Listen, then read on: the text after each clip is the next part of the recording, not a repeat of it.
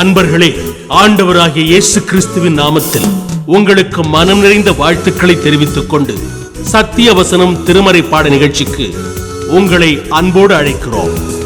சத்திய வசனம், இது தேவனின் வசனம். நாம் சோர்ந்து போகையில் கரம் கொடுக்கும் நம் தேவனின் வசனம், நம் தேவனின் வசனம். அப்போஸ்தலனாகிய பேதுரு எழுதின பொதுவான முதலாம் நிருபம், 2ஆம் அதிகாரம், 24. நாம் பாவங்களுக்குச் செத்து நீதிக்கு பிழைத்திருக்கும்படிக்கு அவர் தாமே தமது சரீரத்திலே நம்முடைய பாவங்களைச் சிலுவையின் மேல் சுமந்தார்.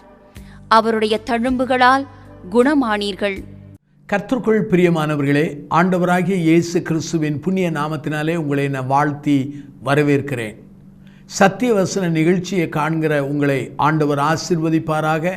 உங்களுக்காக நாங்கள் தொடர்ந்து ஜெபம் செய்கிறோம். நீங்களும் எங்களுக்காக ஜெபிக்கும்படி உங்களை வேண்டிக் கொள்கிறோம். ஆண்டவருடைய கிருபையினாலே வியாதிகளை குறித்தும் வியாதியிலிருந்து சுகம் பெறுகிற அந்த வழிகளை குறித்தும் வேதாகமம் என்ன சொல்கின்றன என்பதை குறித்து நாம் வேத வசனத்திலிருந்து கற்றுக்கொண்டு வருகிறோம். இந்த நாளிலே வியாதியிலிருந்து சுகம் பெற்ற பிற்பாடு நாம் செய்ய வேண்டியது என்ன? இதுதான் முக்கியமான ஒரு தலைப்பாகும். இன்றைக்கு அநேகர் வியாதிகள் வரும்போது ஆண்டவரண்டை வருகிறார்கள், சபைக்கு வருகிறார்கள், தேவ மனிதர்களை சந்திக்கிறார்கள், கண்ணீரோடு ஜெபிக்கிறார்கள், உபாசிக்கிறார்கள். அந்த சமயத்தில் என்னென்ன ஆலோசனைகளெல்லாம் சொல்லப்படுகிறதோ அத்தனையும் கீழ்ப்படிந்து விடுகிறார்கள். ஆனால் வியாதி பரிபூர்ணமாய் சுகம் பெற்ற பிற்பாடு ஒரு நிமிடத்திலே அல்லது சில நிமிடங்களிலே மேடை ஏறி சாட்சியும் சொல்லிவிடுகிறார்கள். பிற்பாடு பழைய வாழ்க்கைக்கு சென்று விடுகிறார்கள். அவர்கள் தேவ பக்தியின் பாதையிலே நடக்காமல் போய்விடுகிறார்கள். இன்றைக்கு சுகமளிக்கிற கூட்டங்களிலே மக்கள் எண்ணிக்கைக்கு அடங்காத அளவுக்கு மக்கள் வருகிறார்கள். ஆனால் அங்கே சுகம் பெற்ற மக்கள் அத்தனை பேரும் சீஷர்களாக மாறி ஆண்டவருடைய பிள்ளைகளாக மாறியிருப்பார்கள். ஆனால் இன்றைக்கு உலகத்திலே ஒரு மாபெரும் எழுப்புதல் நடைபெற்றிருக்கும். ஆனால் நடக்கிறது என்ன? சுகத்தை பெறுகிறார்கள், பின்வாங்கி விடுகிறார்கள். இதுதான் நம்முடைய வாழ்க்கையில் காண்கிற ஒரு பழக்கமான ஒரு நிகழ்ச்சி ஆகும். இன்றைக்கு சுகம் பெற்ற பிற்பாடு நாம் என்ன செய்ய வேண்டும்? இந்த செய்தியை கேட்கிற சகோதர சகோதரிகளே, ஆண்டவர் உங்களுக்கு வியாதியின் மத்தியிலிருந்து சுகம் கொடுத்திருக்கலாம். அப்படி சுகம் கொடுத்த பிற்பாடு நீங்கள் என்ன செய்தீர்கள், என்ன செய்து கொண்டிருக்கிறீர்கள் என்கிற ஒரு கேள்வியை உங்களுக்குள்ளே கேட்க வேண்டும். இந்த நாடின் செய்தியின் தலைப்பு என்ன? வியாதிகள் சுகமான பிற்பாடு நானும் நீங்களும் என்ன செய்ய வேண்டும்? 5 குறிப்புகளை நான் சுருக்கமாக தெளிவாய் சொல்கிறேன். முதலாவதாக, வேத வசனத்தின்படி நீங்கள் வாசிப்பீர்கள் என்றால் வியாதியிலிருந்து சுகம் பெற்றவர்கள் நன்றி உள்ளவர்களாக இருக்க வேண்டும். இது மிக முக்கியமான ஒரு காரியம். ஏனென்றால் கடைசி காலம் என்கிற அந்த காலத்துக்குரிய அடையாளத்தில் ஒன்று நன்றி இல்லாதவர்கள் எழும்புவார்கள். ஒவ்வொரு வருடங்கள் கூட நன்றி இல்லாத அந்த தன்மையின் சதவீதம் கூடிக்கொண்டே இருக்கிறதே தவிர குறையவில்லை. முதல் குறிப்பு என்ன? நன்றி உள்ளவர்களாய் வாழ வேண்டும். லூக்கா 17ஆம் அதிகாரம் 11 - 19 வாக்கியங்களை வாசித்து பாருங்கள். 10 குஷ்டரோகிகள் ஆண்டவரை நோக்கி கூப்பிடுகிறார்கள். ஆண்டவர், நீங்கள் ஆசாரியனுக்கு போய் காண்பீர்கள் என்று சொன்னார். போகையிலே 10 பேரும் குணமடைந்தார்கள். இதிலே 10 பேரிலே 9 பேர் யூதர்கள், ஒருவன் சமாரியன். ஆனால் 10 பேர் சுகம் பெற்ற பிற்பாடு என்ன நடந்தது? 9 பேர் யூத சமாரியனிடத்தில் போய் அதற்குரிய பலிகளை செலுத்தியிருக்கலாம். ஆனால் இந்த சமாரியன் என்ன செய்தான்? தான் சுகம் பெற்றதை அறிந்தபோது நேராக ஆண்டவரிடத்தில் வந்தார். ஏனென்றால் ஆண்டவர் தான் தனக்கு சுகம் கொடுத்தவர் என்று விசுவாசித்து ஆண்டவரின் பாதபடியிலே விழுந்து அவரை உரத்த சத்தமிட்டு நமஸ்காரம் செலுத்துகிறார். அருமையானவர்களே, ஆண்டவர் கேட்டார், சுகமானவர்கள் 10 பேர் அல்லவா, மற்ற 9 பேர் எங்கே என்று கேட்டார். இதோ தேவனை மகிமைப்படுத்துவதற்கு இந்த அந்நியனை தவிர வேறு ஒருவன் இல்லையே என்று சொல்லிவிட்டு அவனை ஆசீர்வதித்து அனுப்புகிறார். இதை வேதாமத்திலே நான் வாசிக்க முடிகிறது. லூக்கா 17ஆம் அதிகாரம் 11 - 19 வாக்கியங்களை என்னுடைய நடையிலே உங்களுக்கு விவரித்து சொன்னேன். அருமையான சகோதர சகோதரிகளை, 10 பேரிலே ஒருவன்தான் ஆண்டவராய் இயேசுவண்டே திரும்பி வந்து நன்றி செலுத்தினான். 9 பேர் நன்றி செலுத்தவில்லை. இயேசுவின் காலத்திலே 90% மக்கள் நன்றி இல்லை என்றால் இந்த 21ஆம் நூற்றாண்டிலே நன்றி இல்லாதவருடைய சதவீதம் எவ்வளவு கூடியிருக்கிறது. இன்றைக்கி அநேக பிள்ளைகள் பெற்றோருக்கு நன்றியாக இருப்பதில்லை. அநேக சகோதரர்கள் தங்களை வளர்த்த சகோதரனுக்கு அல்லது சகோதரிக்கு நன்றியாக இருப்பதில்லை. பல விசுவாசிகள் தங்களை வழிநடத்தின ஊழியனுக்கு அவர்கள் நன்றியாக இருப்பதில்லை. அநேகரை தூக்கிவிட்ட அந்த மனிதர்களுக்கு உயர்த்தப்பட்ட மனிதர்கள் நன்றியாக இருப்பதில்லை. அருமையானவர்களே, அநேகர் உயர்ந்திருக்கும் போது உயர்த்துவதற்கு காரணமான மக்களை பற்றி அவர்களுக்கு கண்கள் தெரிவதில்லை. ஆனால் அதே சமயத்தில் உயர்த்தப்பட்டவர்கள் அவர்கள் இடம் தெரியாத இடத்துக்கு போகும்போது நம்முடைய கண்களுக்கும் அவர்கள் தெரியாமல் போய்விடுகிறார்கள். ஆனால் இங்கே பாருங்கள், ஒரே ஒரு சமாரியன் நன்றி செலுத்தினான். அருமையானே, சங்கீதக்காரன் சொல்கிறான் அல்லவா, நான் என்னத்தை செலுத்துவேன், ரட்சிப்பின் பாத்திரத்தை எடுத்துக்கொண்டு அனுதினமும் உம்மை தொழுது கொள்வேன் என்று சொல்கிறானே. நன்றி உள்ள வாழ்க்கை எப்போதும் எல்லா காலங்களிலும் எல்லா நேரங்களிலும் நாம் காணப்பட வேண்டும். உன் வழிகளிலெல்லாம் என்னை நினைத்து என்று ஆண்டவர் சொல்கிறார் என்றால் அதனுடைய பொருள் என்ன? எப்போதும் என்னை நினைத்துக்கொள், எப்போதும் உன் சிந்தையிலே என்னுடைய சமூகம் இருக்கட்டும் என்றுதான் பொருளாகும். ஆகவே சுகம் பெற்ற மக்கள் நாம் செய்ய வேண்டிய முதல் காரியம் என்ன? நன்றி உள்ளவர்களாயிருங்கள். 2வதாக, நன்றி உள்ளவர்களாய் இருந்தால் மாத்திரம் போதாது, பழைய பாவத்தை செய்யாமல் இருங்கள். யோவான் நற்செய்தி நூல் 5ஆம் அதிகாரத்தை நீங்கள் எடுத்து வாசித்து பாருங்கள். அங்கே ஒரு மனிதன் 38 ஆண்டுகள் அவன் படுக்கையாக வியாதியில் இருக்கிறான். அவனை ஆண்டவர் சுகமாக்கி அவனை நடக்க வைக்கிறார். அந்த மனிதனிடத்திலே உன்னை சுகமாக்கினவர் யார் என்று கேட்கிறார்கள். தெரியாது என்று சொன்னான். பிறகு அவனை ஆலயத்திலே ஆண்டவர் கண்டு அவனை பார்த்து சொல்கிறார், நீ அதிக கேடாத ஒன்று உனக்கு வராதபடி நீ பாவம் செய்யாதே என்று சொன்னார். ஆகவே அருமையானவர்களே, அங்கே யோவான் 5ஆம் அதிகாரம் 14 பாருங்கள், அதிக கேடானது ஒன்று உனக்கு வராதபடி பாவம் செய்யாதே. அப்படியானால் இந்த 38 ஆண்டுகள் அவன் வியாதிக்கு அடிப்படை காரணம் பாவமாக இருக்கலாம். ஏனென்றால் ஆண்டவருக்கு தெரியாதது இந்த உலகத்திலே ஒன்றுமில்லை. ஆகவே அவனை எச்சரிக்கிறார், நீ அதிக கேடு இனி வராதபடி பாவம் செய்யாதே. அருமையான சகோதர சகோதரிகளே, வியாதியிலிருந்து சுகம் பெற்றீர்கள் உண்மை.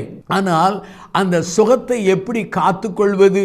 பாவம் செய்யாதபடி, அல்லது பாவ வாழ்க்கைக்கு திரும்பாதபடி, பின்வாங்காதபடி, தேவனுடைய உறவிலே நிலைத்து இருந்து அவருடைய உறவிலே அனுதினமும் வளரும் பொழுது நம்முடைய வாழ்க்கையிலே இன்னும் சுகத்தையும் வல்லமையும் பெற்றுக்கொள்கிறோம். முதலாவது நன்றி உள்ளவராய் இருக்க வேண்டும் என்று ஆண்டவர் சொன்னார். 2வது பாவம் செய்யாதே என்று எச்சரிக்கிறார். சுகம் பெற்ற சகோதர சகோதரிகளே, பழைய காலங்களிலே நீங்கள் செய்து வந்த பாவத்துக்கு முற்றுப்புள்ளி வைத்து விடுங்கள். நீதியின் பாதையிலும் நேர்மையின் பாதையிலும் பரிசுத்தத்தின் பாதையிலே முன்னேறி செல்லுங்கள். ஆண்டவர் உங்களை ஆசீர்வதிப்பார். 3வதாக, மார்க் நற்செய்தியில் 1ஆம் அதிகாரம் 40 45 வசனங்களை நீங்கள் வாசித்து பாருங்கள். ஒரு குஷ்டரோகி ஆண்டவரிடத்தில் முழங்கால் படியிட்டு, ஆண்டவரே உமக்கு சித்தமானால் என்னை சுத்தமாக்கும் என்று வேண்டிக் கொண்டார். உடனே ஆண்டவர் மனதுருகி அவனை தொட்டு, எனக்கு சித்தம் உண்டு, சுத்தமாக என்றால் உடனே குஷ்டரோகம் நீங்கிவிட்டது. ஆண்டவர் சொல்கிறார், இதை யாருக்கும் சொல்லாதபடி எச்சரிக்கையாயிரு என்றார். அவன் அந்த வார்த்தைக்கு கீழ்ப்படியவில்லை. எல்லா இடங்களிலும் சென்று அவரை குறித்து பறைசாற்றினான், அவரை பிரசித்தம் பண்ண தொடங்கினான். மார்க் 1ஆம் அதிகாரம் 45 வாசிக்கிறோம். அதனாலே எல்லா இடங்களிலும் அவரை குறித்த செய்தி பரவியது. அருமையான என் சகோதர சகோதரிகளே, நன்றி உள்ளவர்களாக இருந்தால் மாத்திரம் போதாது, பாவம் செய்யாமல் இருக்க வேண்டும் என்கிற எச்சரிப்பை பெற்றுக்கொண்டால் போதாது. உங்கள் வாழ்க்கையிலே ஆண்டவருடைய மகிமையை மற்றவர்களுக்கு சொல்ல வேண்டும். உங்களுடைய சாட்சியின் மூலமாய், உங்களுடைய நடக்கையின் மூலமாய், உங்களுடைய உறவுகள் மூலமாய், எங்கெங்கெல்லாம் இருந்தீர்களோ அங்கெங்கெல்லாம் போய் அவரை பற்றி சொல்ல வேண்டும். என் வாழ்க்கையிலே வியாதியிலே கஷ்டப்பட்டேன், ஆண்டவர் எனக்கு சுகம் கொடுத்தார். அதை அநேக கூட்டங்களிலே நான் அதை சொல்வது உண்டு, சாட்சியாய் சொல்வது உண்டு. ஏனென்றால் ஆண்டவர் கொடுத்த அந்த மகிமையான விடுதலையை, சுகத்தை இந்த குஷ்டரோகம் பிடித்த மனிதன் குஷ்டரோகம் நீங்கின உடனே அதை பறைசாற்றினான். இன்றைக்கு அநேகர் நன்மையை பெற்றிருக்கிறார்கள், விடுதலை பெற்றிருக்கிறார்கள், அற்புத சுகத்தை பெற்றிருக்கிறார்கள். தங்கள் குடும்பத்திலே, உறவுகள் மத்தியிலே, இன மக்கள் மத்தியிலே, மொழி பேசுகிற மக்கள் மத்தியிலே தைரியமாய் எழும்பி நின்று சாட்சி சொல்ல வெட்கப்படுகிற பல நிலைகளை நாம் பார்த்திருக்கிறோம். ஆனால் சுகம் பெற்ற குஷ்டரோகி அவன் என்ன செய்தான்? உண்மையாகவே அவன் பறைசாற்றினான். நன்றி உள்ளவர்களாயிருங்கள். இரண்டாவது, பாவம் செய்யாதிருங்கள். மூன்றாவதாக, பறைசாற்றுங்கள், அவரை பற்றி அறிவியுங்கள். நான்காவதாக இன்னொரு காரியத்தை நான் சொல்ல விரும்புகிறேன். யோவான் நற்செய்தியில் 9ஆம் அதிகாரத்தை நீங்கள் எடுத்து வைத்துக் கொள்ளுங்கள். அந்த யோவான் நற்செய்தியில் 9ஆம் அதிகாரத்தில் நீங்கள் தொடர்ந்து வாசிப்பீர்கள் என்றால், ஒரு பிறவி குருடனை ஆண்டவர் சுகப்படுத்துகிறார். பிறவி குருடனை வேதபாரகர்கள், ஆசாரியர்கள் அவனை அழைத்து விசாரிக்கிறார்கள். அவன் அந்த மக்களோடு அவரை பற்றி அவர் சார்பாக, இயேசுவின் சார்பாக பேசுகிறான். அவர் ஒரு நீதிமான், அவர் ஒரு தீர்க்கன் என்று சொல்லி தேவனிடத்திலிருந்து வந்தவர் என்று சொல்கிறான். ஆனால் அந்த வேதபாரகர்கள், பரிசேயர்கள் சொல்ல, நீ அவனுடைய சீடன் என்று அவனை குற்ற சுமத்தி அவனை புறம்பாக்குகிறார்கள். அந்த சமயத்திலே புறம்பாக்கப்பட்ட மனிதனை ஆண்டவர் தேவாலயத்திலே காண்கிறார். தேவாலயத்திலே கண்டு, இதோ நீ தேவனுடைய குமாரனை விசுவாசிக்கிறாயா என்று கேட்டார். ஆம், விசுவாசிக்கிறேன் என்று சொன்னபோது அவன் தான் என்று தன்னை வெளிப்படுத்த போது அவரை அவன் பணிந்து கொண்டான். இது யோவான் 9ஆம் அதிகாரம் 35 வருகிறது. பணிந்து கொண்டான், அவரை ஆராதித்தான். அருமையானவர்களே, சுகம் பெற்ற நாம் முதலாவதாக நன்றி உள்ளவர்களாக இருக்க வேண்டும். சுகம் பெற்ற நாம் பாவம் செய்யாதபடி வாழ வேண்டும். சுகம் பெற்ற நாம் அவரை பற்றி பறைசாற்ற வேண்டும். சுகம் பெற்ற நாம் அவரை பணிந்து கொள்ள வேண்டும், அவரை ஆராதிக்க வேண்டும். சுகம் பெற்ற நீங்கள் ஆண்டவரை ஆராதிக்க சபைகளுக்கு செல்கிறீர்களா? அல்லது அவரை உங்களுடைய தனிப்பட்ட வாழ்க்கையில் ஆராதிக்கிறீர்களா? உங்கள் குடும்ப நண்பர்களோடு ஆராதிக்கிறீர்களா? அல்லது உங்கள் குழு மக்களோடு ஆராதிக்கிறீர்களா? அந்த கேள்விக்கு நீங்கள் பதில் சொல்ல அழைக்கப்படுகிறீர்கள். ஐந்தாவதாக இன்னொரு காரியத்தை நான் சொல்லி முடிக்க விரும்புகிறேன். மார்க் நற்செய்தியில் 1ஆம் அதிகாரத்தை எடுத்து வைத்துக் கொள்ளுங்கள். அங்கே 20 தொடர்ந்து வாசித்து பாருங்கள். 31 வாசனங்கள் வரையிலே நீங்கள் வாசித்து பாருங்கள்.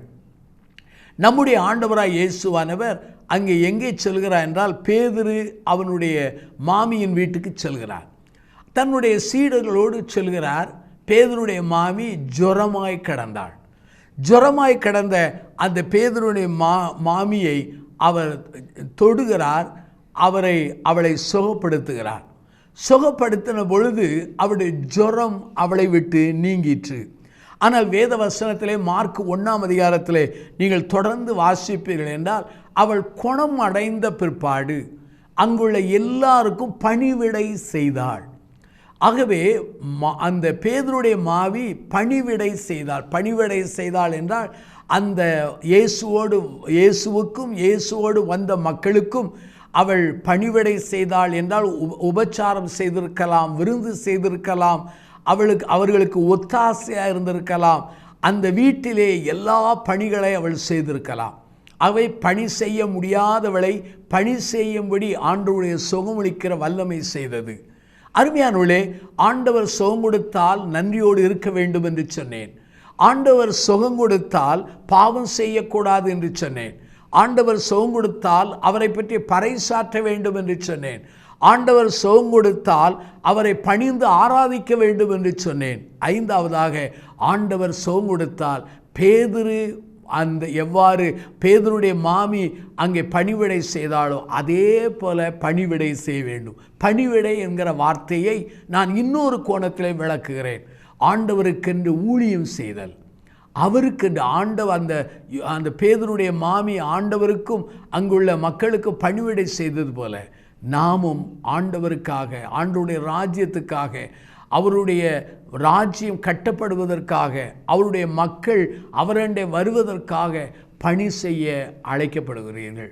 அருமையானவர்களே, வேதாமத்தை வாசித்து பாருங்கள்.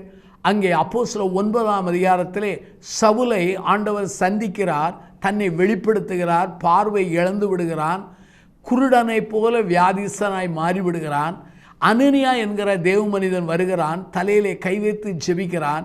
கண்களிலிருந்து செதில்கள் விழுகிறது. உடனே பார்வை அடைந்தான்.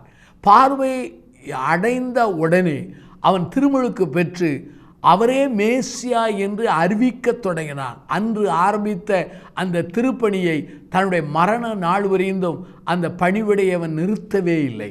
இன்றைக்கு அநேகர் ஒரு காலகட்டத்திலே பணிவிடை செய்கிறார்கள், ஒரு காலகட்டத்திலே அதே பணிவிடை ஆகிய ஊழியத்தை நிறுத்தி விடுகிறார்கள். ஆனால் ஆண்டவருடைய ஊழியத்தை மரணபரியந்தம் செய்யலாம். மரணபரியந்தம் செய்வதற்கு வாய்ப்புகளும் வசதிகளும் நேரங்களும் நமக்கு கொடுக்கப்பட்டிருக்கிறது. நாம் அதை செய்வோமானால் ஆண்டவருக்கு மகிமை அங்கு காணப்படும். ஆண்டவர் உயிரோடு இருக்கிறவர். அவருக்கு பார்க்கிற கண்கள் தேவை, அவருக்கு எழுதுகிற கைகள் தேவை, அவருக்கு நடக்கிற கால்கள் தேவை, அவருக்காக பாடுபடுகிற சரீரம் தேவை, அவருடைய வார்த்தைகளை சொல்ல நாவுகள் தேவை, அவருக்காக அவருடைய செய்தியை சொல்ல அங்கே நாவுகள் தேவை.